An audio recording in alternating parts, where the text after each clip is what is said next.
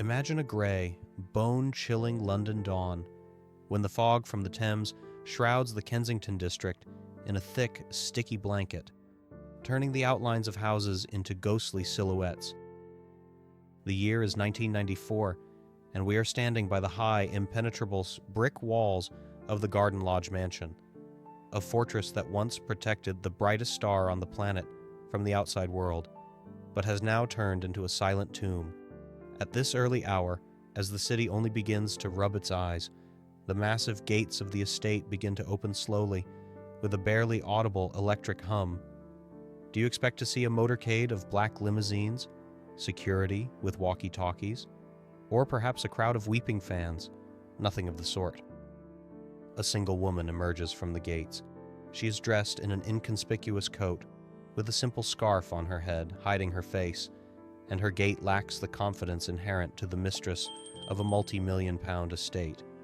She looks like an ordinary housewife who decided to run to the store for milk before the morning traffic begins. But if you look away from her face and see what she is carrying in her hands, your heart will skip a beat, because this object is our dagger, the very detail that turns a mundane scene into a historical thriller. There is no designer bag or briefcase in her hands. She is clutching the handles of an ordinary, cheap, rustling plastic bag from a nearby supermarket. This bag looks pathetic, almost transparent, but Mary Austin, the woman Freddie Mercury called the love of his life, holds it as tenderly as if it contained a Ming Dynasty crystal vase or a nuclear button. And in a sense, it does. Inside this bag, disguised as groceries, sits a heavy urn containing the ashes of the man whose voice made stadiums vibrate from Rio to Wembley.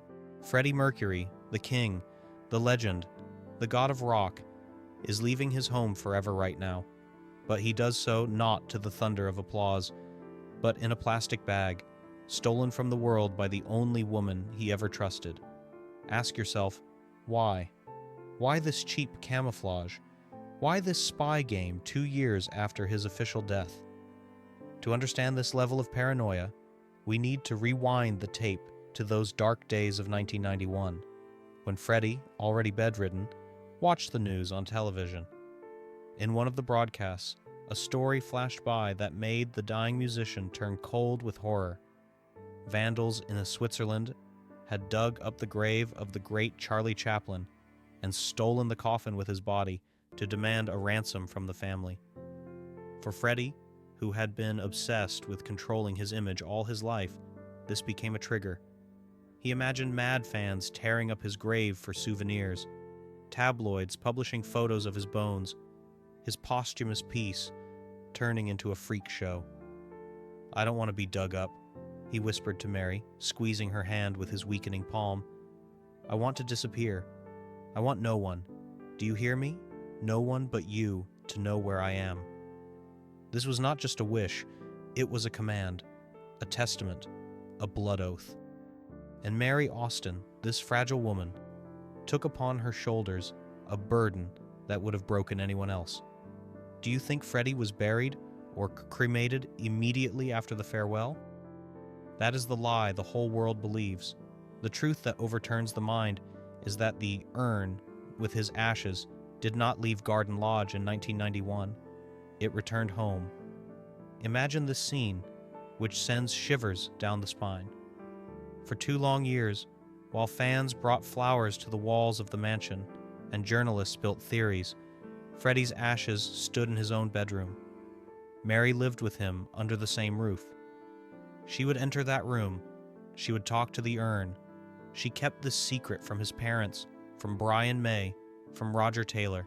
She lied to everyone, looking them in the eye, because the promise given to Freddie was higher to her than the truth, higher than friendship, higher than anything else. But it couldn't go on forever. She knew that sooner or later someone would slip up, a servant would see the urn, and the secret would be out. She had to act. And so the day came. She chose a morning when, by her calculations, the vigilance of the paparazzi, who camped at the gates like vultures, would be at its lowest. She developed a plan worthy of an MI6 agent. No hearses, no assistants, No black clothes. Only her, an old car, and this cursed plastic bag that made her invisible. Mary took a step outside the gates. The street was empty, or so it seemed. Every second lasted an eternity. She felt the weight of the urn pulling at her arm, and it felt as if that weight would tear the thin plastic of the bag at any moment. If the bag tore, if the urn fell and shattered right there on the sidewalk, it would be the end. The end of the legend, the end of the secret, the end of her honor. She walked to the car, trying not to run, trying to look bored, ordinary. Her heart pounded in her throat. She expected the click of a camera shutter, a shout of, "Hey, Mary!" a flash of light. But there was only silence and fog. The city slept. The paparazzi, who for years had hunted Freddie's every step, slept through his final exit. It was an irony of fate. The brightest man on earth went into oblivion unnoticed, hidden in the cheapest packaging imaginable. Mary opened the car door, carefully placed the bag on the passenger seat, right where he himself used to sit, alive and laughing, and started the engine. In that moment, she knew there was no turning back. She was taking Freddie from his home, from his fortress, into the unknown, and she alone knew the point on the map where this king's final journey would end. As the door of the old Mercedes slammed shut, cutting Mary Austin off from the damp London morning and prying eyes, a silence fell over the car's interior that pressed against the eardrums harder than the roar of a jet engine. She was alone. Or was she? To her right, on the worn leather seat, inside that penny plastic bag usually used for carrying dirty laundry or groceries, was what remained of the man whose energy could light up a small city. Freddie Mercury, the great and terrible, was now just a handful of ash and bone, packaged in plastic, and this surreal contrast between the grandeur of his life and the mundanity of his final journey caused Mary a bout of nausea mixed with a hysterical urge to laugh. She turned the ignition key, the engine came to life, and the car moved. But every meter of the way was a struggle, as if she were driving through thick syrup. Her eyes were glued not to the road, but to the rearview mirror, which that morning had become her main enemy and her only ally. Do you think she feared an accident? No. She feared seeing the familiar glint of a lens or the tail of a pursuing car. The paranoia Freddie had infected her with in the final days of his life had now taken root in her own brain. Every car turning after her seemed like a spy. Every passerby glancing her way looked like a tabloid agent. She knew that if she were stopped, if someone looked into the bag, hell would break loose. The headlines, "Ex-girlfriend, steals Star's remains, Freddie in a supermarket bag." It would have destroyed everything she had lived for these past 2 years. But as the tires hummed over the asphalt, carrying her further from Kensington, another reel was spinning in Mary's head, the chronicle of 2 years living with a ghost. The viewer, perhaps, does not understand the full weight of this feat. Imagine, you live in a massive house full of servants, chefs, and maids, and in your bedroom, in a closet, or on a nightstand, stands an urn. You pass it every day. You wipe the dust off it. You say good morning and good night to it. And at the same time, you must smile at the staff, host guests, answer calls from Freddie's heartbroken parents, looking them in the eye, knowing their son is in the next room, yet you cannot tell them. This is where the Santa Barbara effect kicks in, turning the story from a melodrama into a psychological thriller. Mary Austin had to become a professional liar for the sake of love. The most terrifying trial was not the paparazzi, but Jer and Bomi Bulsara, Freddie's mother and father. They begged her to tell them where their son was buried. They wanted a place where they could come to cry, lay flowers, say a prayer. Ask yourself honestly, could you refuse a weeping mother the right to know where her child's bones lie? Could you look at her tears and continue to stay silent, knowing the truth would bring her comfort? Mary could. She chose loyalty to a dead friend over pity for living parents. It was a monstrous moral choice that tore her apart inside. But she remembered Freddie's words, no one, not even Mother. He knew his parents were old school, kind, and naive, and that the press would extract the grave's location from them in 5 minutes. Freddie was protecting them from vandals, but Mary had to become the instrument of this cruel protection. As the car pulled onto the motorway, Mary cast a quick glance at the bag. It tilted slightly on a turn. She instinctively reached out to steady it, and through the thin plastic, she felt the cold metal of the urn. The touch burned her. Suddenly she realized she wasn't just carrying ashes. She was carrying a secret worth millions. If she had called the son right then and said, "I'm on my way to bury Freddie. Do you want an exclusive?" she would have been set for life. But that thought didn't even form in her head. It burned away in the fire of the devotion that had bound them since 1970.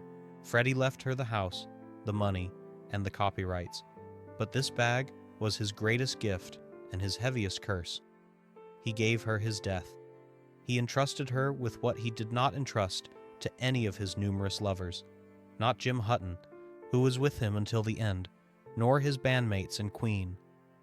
Brian May and Roger Taylor still do not know where he is. Freddie excluded them from this equation, leaving only Mary. Why? Because he knew, men come and go, passion fades, but the woman who put on your ring, even a jade one, not a wedding band, and stayed by your side when you came out to her, will never betray you. The road became increasingly deserted. The urban landscape was replaced by fields and occasional trees. Mary constantly checked the mirrors. She felt as if history itself was watching her. She knew this was a one-way trip. Once she reached the spot, once she performed what she must, Freddie Mercury would cease to exist physically. There would be no more body, no more urn in the bedroom. There would only be memory and music. It was the final farewell she had postponed for 2 years, using the fear of the press as an excuse not to let go. But today she had to unclamp her fingers. In the car reigned that visual silence, where the absence of sound becomes physically tangible. Mary did not turn on the radio. She didn't want some random Queen song on the air to break her concentration and make her burst into tears behind the wheel. She had to be composed. She was performing a special agent's mission. She was carrying cargo 200 that was more precious than Britain's gold reserves. And then, as familiar landmarks began to appear on the horizon, her heart beat faster. She was approaching the destination, the place Freddie had chosen himself when he could still speak.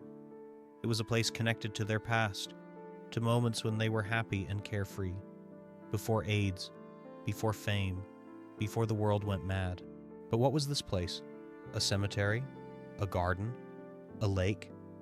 Mary knew that as soon as she stopped the car, she would have to perform an act that would forever change the landscape of musical history, creating the greatest riddle of rock and roll that people would try to solve for decades, but the key to which she would throw away as soon as the bag was empty. She turned off the highway onto a narrow, inconspicuous road, and the shadow of the trees swallowed the car, hiding it from satellites, from eyes, and from the future, leaving Mary alone with her burden and her last duty to the man who loved her more than life itself. As the old Mercedes turned off the busy highway and delved into a labyrinth of narrow, overgrown paths, Mary Austin felt her heart begin to beat in a different rhythm. Not from fear, but from a growing sense of déjà vu. These places were familiar to her, too familiar. It wasn't a cemetery, nor a crematorium, nor the shore of some lake, as fans had speculated. It was a London suburb, the district where they once, in the distant, carefree 70s, had their first dates, when Freddie was still Farrakh, and Queen was just a dream, written on a cigarette pack. It was the place where they first kissed under an old cherry tree, where he first whispered to her about his ambitions, and where they dreamed of a house with a large garden where their children would run. Do you think this was a random choice? No, Freddie was too sentimental to leave his last will to chance. He chose a place that was sacred only to the two of them, a place that appeared in none of his interviews, in no biography, a place that would make no sense to anyone but Mary. The car stopped by an inconspicuous stone wall, behind which an old, abandoned garden was visible. Mary turned off the engine, and an absolute visual silence fell over the cabin, thicker than the densest fog. She looked at the plastic bag on the passenger seat.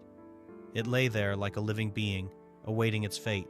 At that moment, Mary felt the unbearable weight that had pressed upon her for the last 2 years. The weight of the lie, the weight of the secret, the weight of the promise she had to fulfill right now. She opened the door, stepped out of the car, and saw something that made her heart tighten with pain.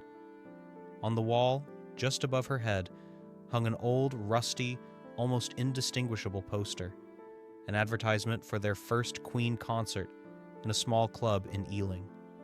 A poster they had once glued together, laughing and dreaming of millions. It was here. It was waiting for her. Mary opened the gate, and it creaked open with a nasty sound, letting her into an overgrown, wild garden that was once well kept and beautiful. In life, Freddie adored his garden at Garden Lodge. He spent hours tending to the roses, but this place was something deeper to him than a hobby. It was his Noah's Ark, his refuge from the world's madness, and he chose for his final resting place exactly such an abandoned, wild corner where nature had reclaimed its own. Mary walked slowly along the overgrown path, feeling the branches of the shrubs catching on her coat as if trying to hold her back. She reached an old, mighty oak tree whose roots, gnarled and powerful, broke through the ground like giant veins. Beside it grew a young cherry tree, likely planted many years ago. And here, under this oak, at the roots of the cherry tree, Mary stopped. She lowered the plastic bag to the ground. She looked at it. The bag was so ordinary, so banal, it seemed to mock the pathos of the moment. Inside lay the king's ashes. She had to dig a hole. She had to say words of farewell. She had to let him go. But her hands would not obey. She stood there, gasping from the unbearable pain tearing at her chest. It wasn't physical pain. It was the pain of loss, of the realization that this man, who was her universe, now fit into a small urn she had to hide from the whole world. Ask yourself honestly, could you, looking at this bag, dig a grave for the person you loved more than life, knowing that no one would ever know where he lies? Could you bury him without a monument, without a plaque, without the possibility of bringing flowers? Mary couldn't. She sank to her knees. Her fingers began to tremble, trying to untie the bag, but they wouldn't cooperate. The tears she had held back for 2 years burst from her eyes, flooding her face. She wasn't crying from grief. She was crying from the realization of the monstrous responsibility the dying Freddie had placed upon her. She opened the bag. The urn was cold to the touch. She trembled, trying to take it out, but her hands failed her. At that moment, she felt someone's hand touch her shoulder. She flinched, turning around sharply. Beside her stood a gardener, an old gray-haired man who had worked in this abandoned garden for many years, tending to the trees once planted by young lovers. He didn't say a word. He just looked at the bag, then at the weeping Mary, and in his eyes was all the understanding in the world. He reached out to her. In his hand, he held a small, sharp garden spade. This was the Santa Barbara effect that flips all expectations. A person who should have been a stranger suddenly turned out to be the only one who understood her pain and her mission. Mary took the spade. She looked at the gardener, and there was no judgment in his eyes, only compassion and a readiness to help. She began to dig. The earth was damp and soft, and every clump thrown by the spade felt like a piece of her own heart being buried in this soil. She didn't dig deep, near the roots of the cherry tree, where the sun broke through the foliage. She took the urn out of the bag, and at that moment, she felt a chill pierce her body. The bag was empty. Freddie was gone. She lowered the urn into the earth, covered it, and smoothed it over. The gardener stood nearby, silently, like a mute witness. When all was done, Mary stood up. She looked at the grave, which was indistinguishable from the rest of the ground, and realized she had kept her promise. Freddie was gone. Forever. No one would find him here, because this place makes no sense to the world, but makes sense to her alone. She looked at the gardener. He nodded. He knew. And this silent conspiracy of two keepers of the secret became the final chord in this story, leaving the world only music and rock and roll's greatest mystery. As the door of the old Mercedes slammed shut, cutting Mary Austin off from that abandoned garden where she had just left a part of her soul, a silence fell over the cabin that was even more deafening than the journey there. You probably think that after fulfilling such a heavy mission, a person should feel relief, that sense of a mountain being lifted from the shoulders. It's logical. It's what we expect from the finale of a drama. But the reality of that morning in 1994 was written not by the laws of Hollywood catharsis, but by the laws of harsh psychological realism. Mary looked at the passenger seat, where an hour ago stood the heavy, cold urn with Freddie Mercury's ashes. Now lay only a crumpled, empty, pathetic plastic bag. Look at this object carefully. This is our dagger, which delivers the final, decisive blow to your perception of this story. 5 minutes ago, this piece of cheap plastic was a sacred ark, a storehouse of legend, a shell for the king. Now, it was just trash. An ordinary supermarket bag that could be found in any bin in London. And in this metamorphosis, the turning of the sacred into the garbage, lay all the brilliance and all the horror of Freddie's plan. Mary suddenly realized that it was this very banality, this glaring cheapness of the packaging, that became the invisibility cloak, allowing her to deceive the entire world. If she had ordered a hearse, if she had worn a black veil, if she had carried the urn in her hands with appropriate trepidation, she would have been caught. The paparazzi at the gates would have smelled the pathos a mile away. But no one looks at a woman with a grocery bag. No one looks for the god of rock in 5-pence plastic. Mary started the engine. Her hands, which had just been digging earth, were dirty, black soil from that very garden remaining under her nails, but she was in no hurry to wipe them.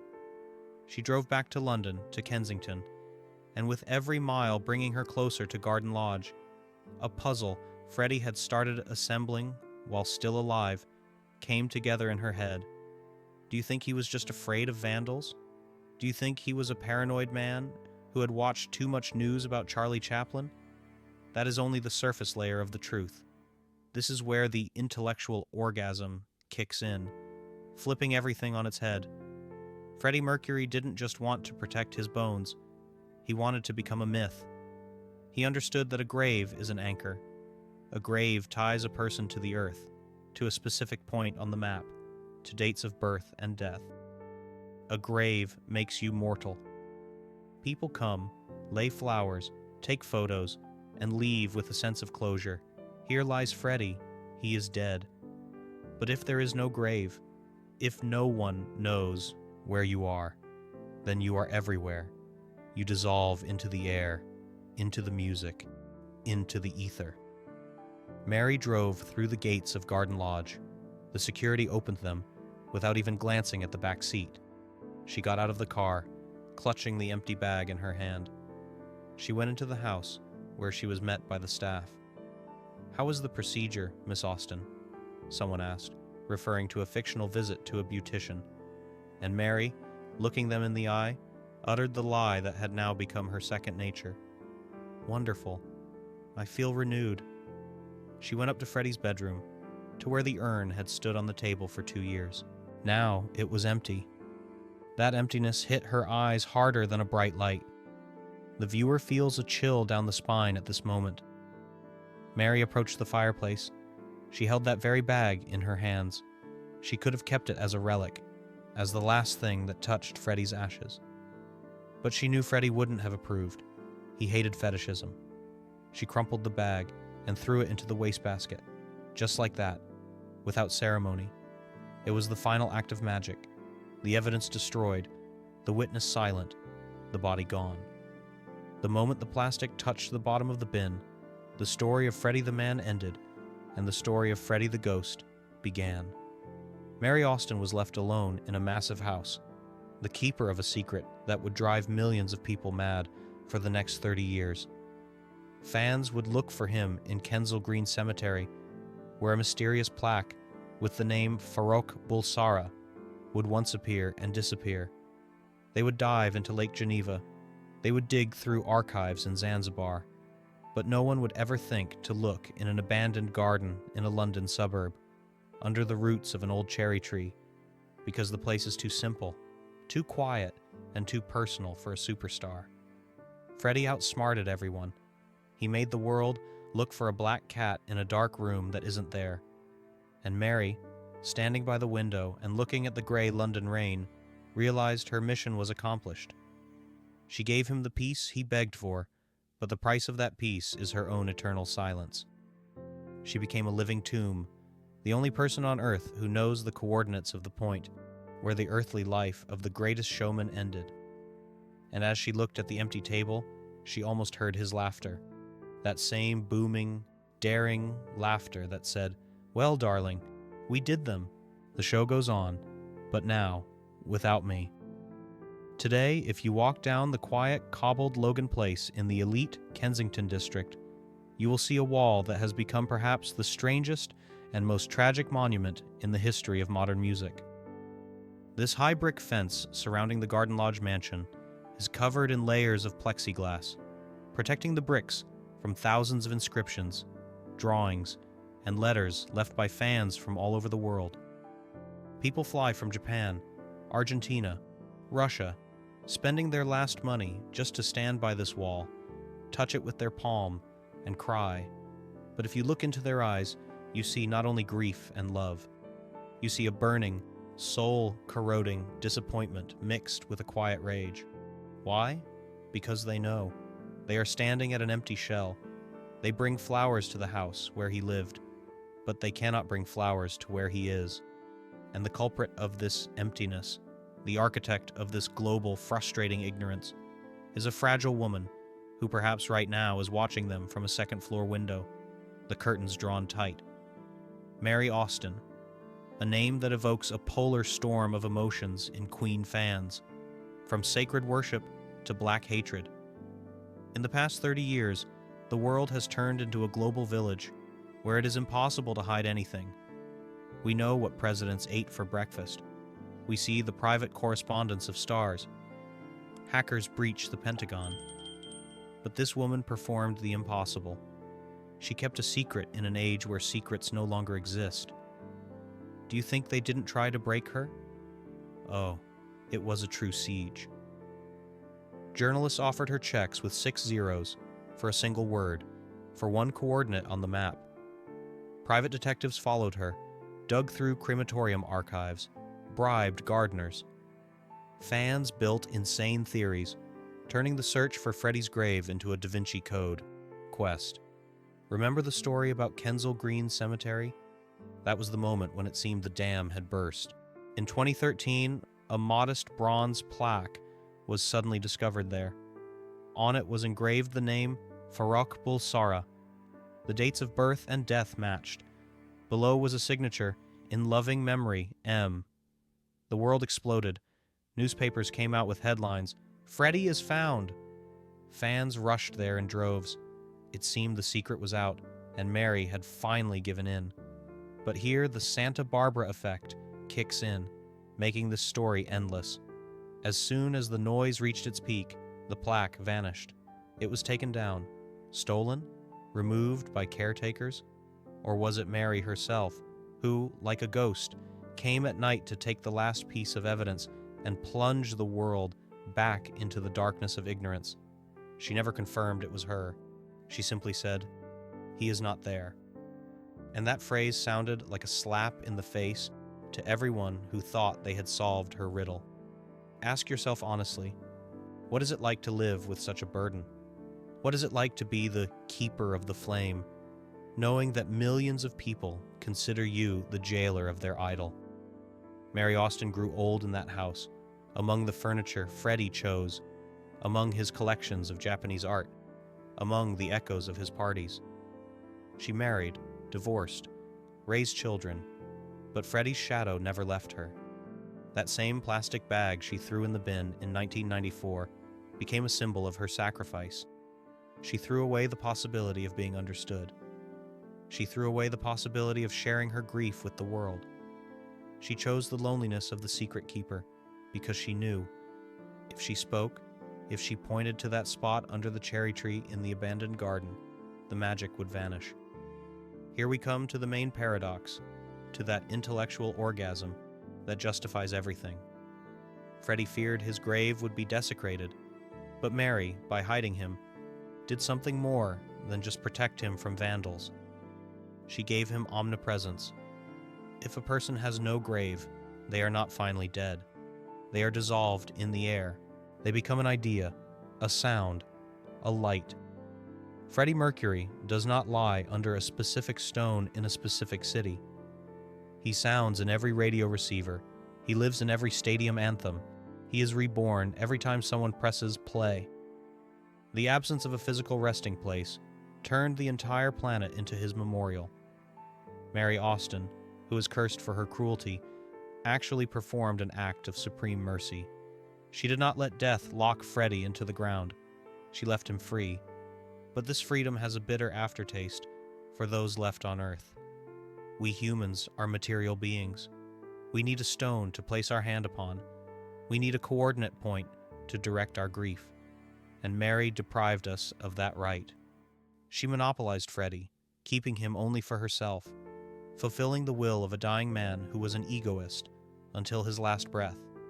He said, "You would have been my wife," and she behaved like the most faithful widow in history, protecting his peace from us, those who made him a star. And now, as we stand before this inscribed wall in Kensington, looking at the closed windows of the mansion, I want to ask you a question that may seem cruel, but it is necessary for understanding the boundaries of love and possession. To whom does an artist truly belong after death? Does he belong to the family and loved ones who knew him as a man with his fears and pain? Or does he belong to the millions of fans who invested their emotions, their money, and their time in him, and who now demand the right to say goodbye? Look at Mary Austin.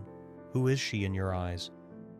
A heroine who endured 30 years of pressure, threats, and pleas without betraying a vow given to a friend on his deathbed? Or a cruel woman who appropriated what should be the property of the whole world, depriving us of comfort? Do we have the right to know where he is, or is Freddie's right to a final secret more important than our curiosity? Whose side are you on in this war for memory? The side of the sacred vow, which guards the peace of the dead, or the side of the right of love, which demands a place for worship? Write your opinion in the comments. Devotion or egoism? I will be waiting for your answers, because while we argue about this, Freddie Mercury continues to live, not in the ground, but in this endless, fierce debate that he himself directed, heading into eternity with a smile on his face and a cheap bag in the hands of his only true love.